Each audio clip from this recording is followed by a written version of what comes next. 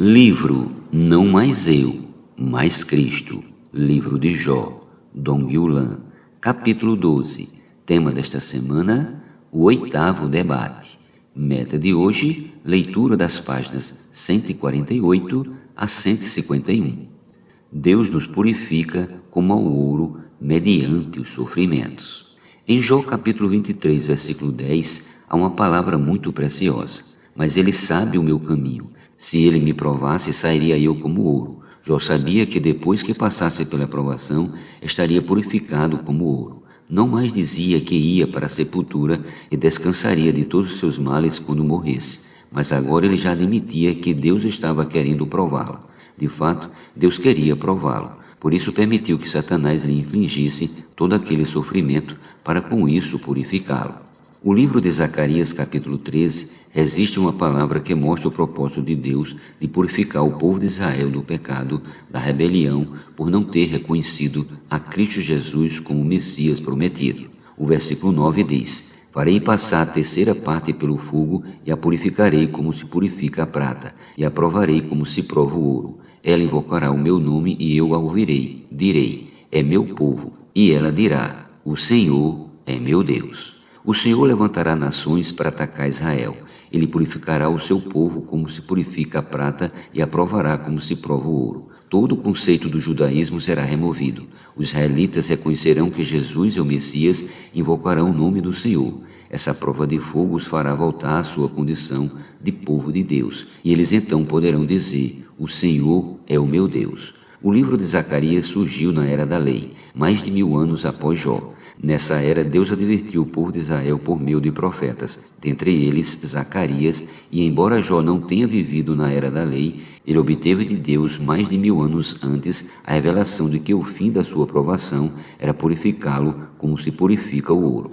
O apóstolo Pedro também viu a importância da salvação de nossa alma e que ela está relacionada a sermos provados como se prova o ouro. Disso ele trata em sua primeira epístola, 1 Pedro 1,9. Ele sabia que seu espírito já fora salvo, que ao crer em Jesus ele recebera toda a obra redentora de Cristo. Ele fora salvo em seu espírito, e Cristo entrará nele. Também ele sabia, como Jó, que um dia verá a Cristo fora da sua carne, porque seu corpo será transformado. Contudo, no decorrer de nossa vida cristã, permanece um problema. Vivemos na vida da alma. Como salvar a nossa alma? Em Mateus 16, o Senhor disse aos seus discípulos, especialmente a Pedro: vocês querem me seguir? Então a si mesmo se negue, tome a sua cruz e siga-me. Hoje, na era da igreja, estamos no estágio da salvação da alma.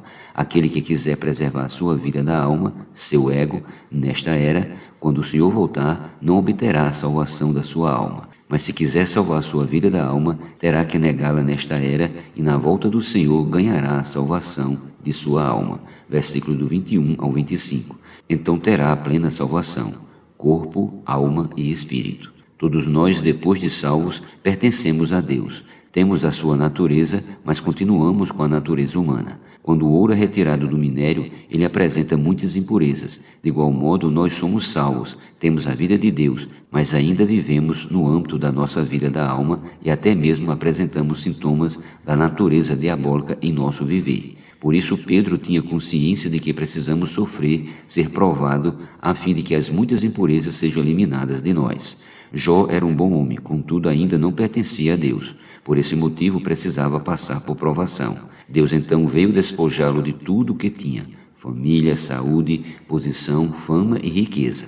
A primeira epístola de Pedro, capítulo 1, versículo 5 diz: para vós, que sois guardados pelo poder de Deus, mediante a fé, para a salvação preparada para revelar-se no último tempo. Todos nós cristãos vamos receber essa salvação preparada para revelar-se no último tempo. Essa salvação será completa. O espírito já terá sido salvo, e a alma e o corpo também serão salvos. Por isso o versículo 6 diz: nisso exultais, embora no presente, por breve tempo, se necessário sejais contristados por várias provações. Deus permite que várias provações cheguem até nós para sermos contristados por breve tempo, mas tudo isso é para o nosso benefício.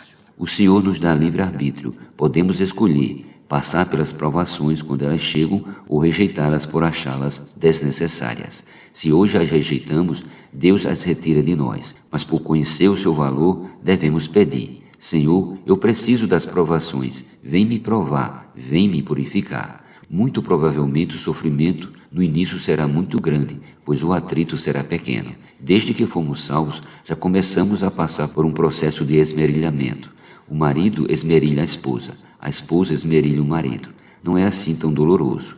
Assim como os dentes e a língua estão muito próximos um do outro e às vezes se ferem, os cônjuges se esmerilam um ao outro. Quando alguém é esmerilhado, moído, tem nisso um processo no qual as impurezas agregadas ao nosso coração começam a ser apartadas. Todos nós já passamos por vários tipos de sofrimento que, todavia, foram insuficientes para tirar as impurezas do nosso interior. Então vem a etapa seguinte, que é a parte mais forte do processo, a passagem pela prova do fogo. Para se separar o ouro das impurezas, é preciso primeiro o processo de esmerilhamento. A seguir vem a etapa do cadinho sobre o fogo forte. Nesse processo, o ouro dentro do cadinho derrete e, por ser mais pesado que as impurezas, deposita-se no fundo do cadinho, enquanto as impurezas, por serem leves, sobem para a superfície e são retiradas. Dessa forma, o fogo consegue fazer com que a impureza seja retirada do ouro. Quanto mais forte o calor, mais impurezas serão eliminadas. O ouro verdadeiro é mais precioso do que o ouro perecível.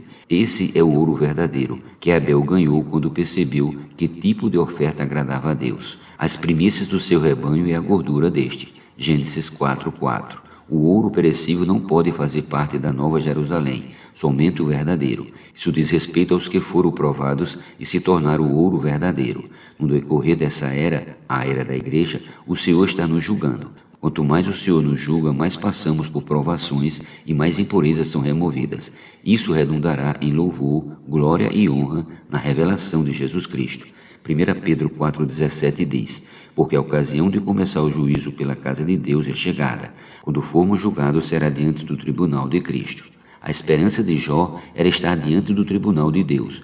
Graças, porém, ao Senhor, porque nós, os filhos de Deus, estaremos todos presentes naquele tribunal, na última manifestação de Cristo. O capítulo 16 de Mateus diz: porque o Filho do Homem há de vir na glória de seu Pai, com os seus anjos, e então retribuirá a cada um conforme as suas obras. Versículo 27. O que significa a expressão segundo as suas obras? Será de acordo com o que lhe disse antes, com relação a quanto da vida da alma ainda há em cada salvo. Não é como alguns dizem, que diante do tribunal de Cristo vamos confessar tudo o que fizemos em vida. Muitas dessas coisas já confessamos em vida e o sangue do Senhor já nos purificou. No tribunal de Cristo o julgamento será para verificar quanto do nosso eu, de Jó, restou em nós. O Senhor verá se fomos purificados, refinados. Deus quer nos refinar porque Ele nos ama. Por meio de sofrimentos, o Senhor nos julga hoje, para que naquele dia não sejamos julgados. Então, diante do tribunal de Cristo, podemos ganhar louvor. No meio de tantos, ganharemos honra e glória, porque Deus foi expressado em nós. Honra é reinar com Cristo no milênio.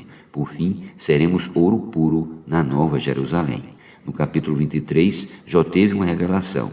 O versículo 10 a 12 dizem: mas ele sabe o meu caminho, se ele me provasse, sairia como ouro. Os meus pés seguiriam as suas pisadas, guardei o seu caminho e não me desviei dele. Do mandamento de seus lábios nunca me apartei, escondi no meu íntimo as palavras da sua boca. O Senhor disse aos discípulos: se alguém quer me seguir, tome a sua cruz e siga-me. Jó, nos versículos acima, disse o mesmo que Jesus, porém com outras palavras. Ele pôde dizê-las porque passou pela provação. Depois que ele obteve a revelação de que Deus queria prová-lo, sua situação mudou.